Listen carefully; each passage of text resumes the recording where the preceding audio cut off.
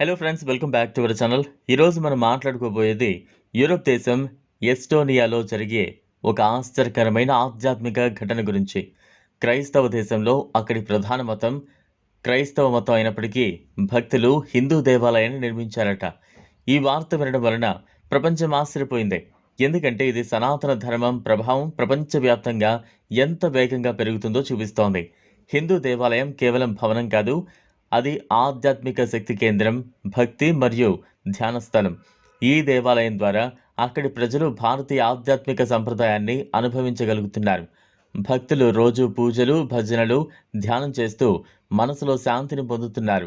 ఎస్టోనియాలో సనాతన ధర్మ ప్రభావం వేగంగా పెరుగుతుండడం ఒక ఆసక్తికర విషయం. మనం అర్థం చేసుకోవాలి, ఆధ్యాత్మికత ఎప్పుడూ ఒక భౌగోళిక పరిమితి కలిగి ఉండదు.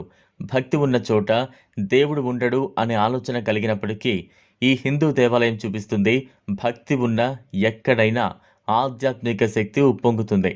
హిందూ ధర్మం మనకు చెబుతుంది, సత్యం, ధర్మం, ప్రేమ, కృప, ఆత్మశుద్ధి ఇవి జీవితంలో అతి ముఖ్యమైనవి. ఈ సూత్రాలు ఎస్టోనియాలోని ప్రజలకు కూడా అనుసరించదగినవిగా మారాయి. హిందూ దేవాలయం ద్వారా వారు దైవం, భక్తి, ధ్యానం మరియు ఆత్మానుభూతిని అనుభవిస్తున్నారు. ప్రాచీన కాలంలో సనాతన ధర్మం భారతదేశంలో మాత్రమే పరిమితమైందని భావించబడింది. కానీ ప్రపంచం మారుతున్నప్పుడు సనాతన ధర్మం తన దివ్య విజ్ఞానాన్ని మరియు భక్తి పద్ధతులను మరే దేశానికి, ఏ భాషకు అయినా అందించగలుగుతుంది. స్పష్టంగా కనిపిస్తోంది.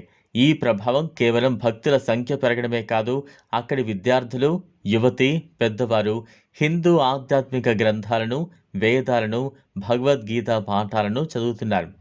ధ్యానం, యోగా, మనశ్శాంతి సాధనలపై ఆసక్తి పెరుగుతోంది. ఇది మనకు చెబుతుంది, సనాతన ధర్మం అనేది శాశ్వతం. అది కాలం అది కాలం భౌగోళిక పరిమితుల నుంచి మించిపోతుంది. భక్తులు దేవాలయంలో ఒక్కసారి అడుగుపెట్టిన తర్వాత వారి మనసు, ఆత్మ, జీవితం మారుతుంది. సనాతన ధర్మం చూపించే విలువలు సత్యం, ధర్మం, ప్రేమ, క్షమ, కృప వాటిని అనుసరించడం ద్వారా మన జీవితంలో నిజమైన శాంతి ఉంటుంది. ఎస్టోనియాలోని హిందూ దేవాలయం ఈ సందేశాన్ని అందిస్తోంది. ఫ్రెండ్స్, ఈ సంఘటన మనకు చెబుతుంది, మనం ఎక్కడ ఉన్నా మనకు భక్తి మరియు ఆధ్యాత్మికత ఉండాలి.